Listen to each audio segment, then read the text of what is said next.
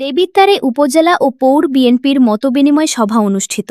তৃণমূলকে ঐক্যবদ্ধ ও সাংগঠনিকভাবে শক্তিশালী করার আহ্বান সাইদুর রহমান লিটনের দেবিদ্বার প্রতিনিধি। কুমিল্লার দেবিদ্বারে উপজেলা ও পৌর বিএনপির উদ্যোগে মতবিনিময় ও আলোচনা সভা অনুষ্ঠিত হয়েছে। সভায় উপজেলার বিভিন্ন ইউনিয়ন থেকে আগত বিএনপি ও অঙ্গ সহযোগী সংগঠনের নেতৃবৃন্দ অংশগ্রহণ করেন। সভায় প্রধান অতিথি হিসেবে উপস্থিত ছিলেন বিএনপির কেন্দ্রীয় নির্বাহী কমিটির সদস্য ও বেলজিয়াম বিএনপির সভাপতি সাইদুর রহমান লিটন।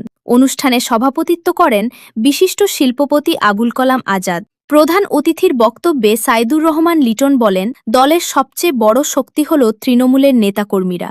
তাই দলের প্রতিটি পর্যায়ের নেতাকর্মীদের মধ্যে পারস্পরিক সৌহার্দ্য, ঐক্য ও সমন্বয় আরও জোরদার করতে হবে। ব্যক্তিগত স্বার্থের ঊর্ধ্বে উঠে দলীয় আদর্শ ও সাংগঠনিক শৃঙ্খলাকে গুরুত্ব দিয়ে সবাইকে ঐক্যবদ্ধভাবে কাজ করার আহ্বান জানান তিনি বলেন, বিএনপির দীর্ঘ রাজনৈতিক আন্দোলন সংগ্রামে তৃণমূলের নেতাকর্মীরা গুরুত্বপূর্ণ ভূমিকা পালন করে আসছেন। তাদের ত্যাগ, শ্রম ও সাহসের কারণেই দল আজও সাধারণ মানুষের কাছে একটি শক্তিশালী রাজনৈতিক সংগঠন হিসেবে প্রতিষ্ঠিত। তাই নেতাকর্মীদের মূল্যায়ন, তাদের কথা শোনা এবং সাংগঠনিকভাবে আরও সক্রিয় করার ওপর গুরুত্বারোপ করেন তিনি। সাইদুর রহমান লিটন আরও বলেন, দেবিদ্বারের প্রতিটি ইউনিয়ন ও ওয়ার্ড পর্যায়ে দলের সাংগঠনিক ভিত্তি আরও শক্তিশালী করতে হবে। দলের নেতাকর্মীদের মানুষের পাশে থেকে তাদের সমস্যা ও প্রত্যাশার কথা জানতে হবে। একই সঙ্গে দলীয় শৃঙ্খলা বজায় রেখে সাংগঠনিক কর্মকাণ্ড পরিচালনা করতে হবে। তিনি নেতাকর্মীদের উদ্দেশ্যে বলেন, কোনো ধরনের বিভেদ বা ভুল বোঝাবুঝি